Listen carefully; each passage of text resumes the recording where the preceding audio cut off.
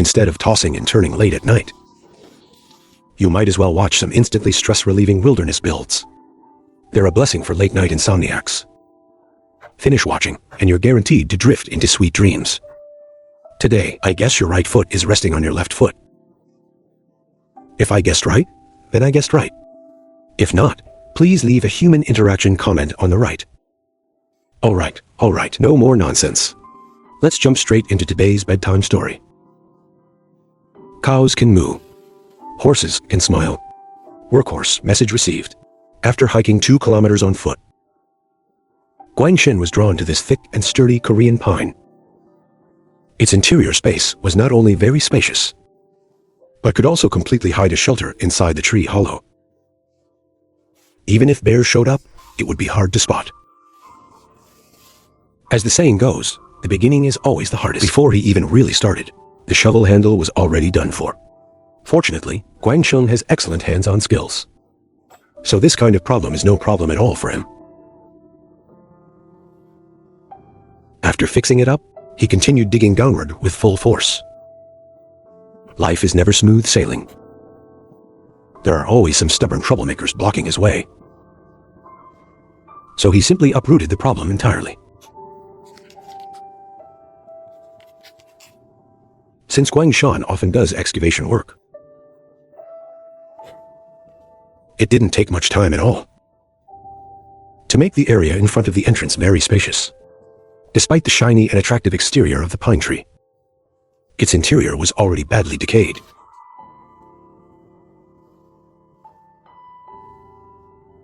In the current environment of over 10 degrees below zero, his shaking hands were already red from the cold. So he planned to light a long unused campfire with a fire starter to warm his ice-cold hands. Once his body temperature gradually returned, Guangshan began digging downward from the inside. The shovel danced powerfully in his hands, and the soil visibly piled up into a mound. The interior space was now sufficient to accommodate Guangshan living alone. Due to a strong wind last year, many fallen logs were left behind here. With such abundant deadwood resources, Guangshan quickly gathered enough logs, using forked wood as the bed base, and placing 2 logs on top to form the bed frame. Finally, he simply laid evenly sized logs on top one by one. Sleeping on it like this was no worse than a mattress at home, and getting in and out was extremely convenient. After that, considering there were still various gaps around the shelter,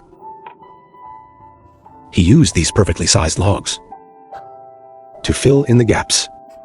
This became the first layer of wind protection. Although the interior space wasn't abundant, it was just enough for one person to live in. Beyond the mountains lie more mountains. A cousin like this is hard to come by. Guangshan fetched some round logs of varying lengths from the back mountain and manually split them in half, sharpening the bottoms, then forcefully drove them into the ground. Although the shelter wasn't luxurious or high-end, it still had a proper door frame and doorway.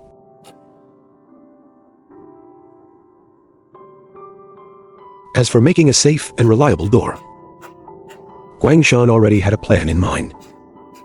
Simply combine the door frame closely with wooden planks. Finally, secure a log diagonally to ensure it is sturdy enough. Any excess parts can just be chopped off. Due to limited conditions, the door hinges were replaced with wild steel wire. The drafty areas on both sides were filled and sealed with leftover wooden boards. The shelter now basically met living requirements. As for how sturdy the door is, I wouldn't dare to guarantee, considering the extreme cold of the wilderness. A fireplace capable of continuous heating was essential. He placed the fireplace inside the shelter and fitted a smoke exhaust pipe on top. allowing the smoke to be smoothly vented outdoors. Next, Guangzhen collected some soil from nearby. This soil had very strong adhesive properties. Then he added a bit of licorice and mixed it using techniques honed over 20 years of being single. This formed the highest quality natural adhesive in the wild, perfect for filling gaps between the walls, preventing cold wind from sneaking into the shelter and messing with Guangzhen. Given Guangshan's meticulous working style, every part of the shelter was carefully coated. At this point, the shelter not only had excellent concealment, but also outstanding insulation.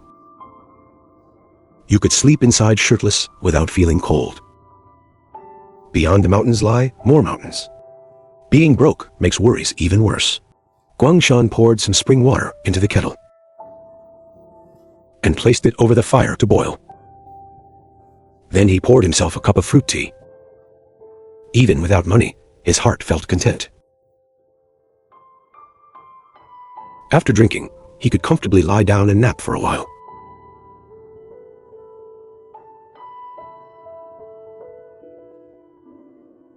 After being busy for most of the day, Guangshan decided to cook a good meal to reward himself, with vegetables to go along. It wouldn't feel greasy when eating. Next, he lit the long unused stove. Smoke and fire rose from the exhaust outlet, giving off a feeling of home. Heat the pan and add oil. Add the sliced processed beef. Then throw in some high-tech magic. The aroma from the beef and vegetables filled the entire shelter.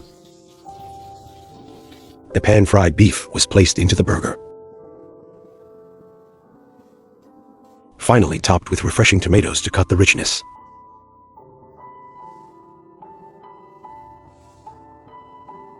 Only a burger like this really hits the spot when you eat it.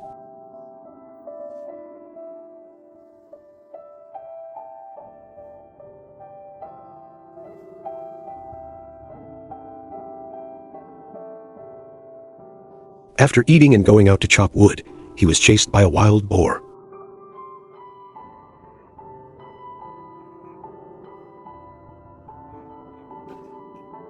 Luckily, Guangshan's shelter was hidden inside a tree hollow.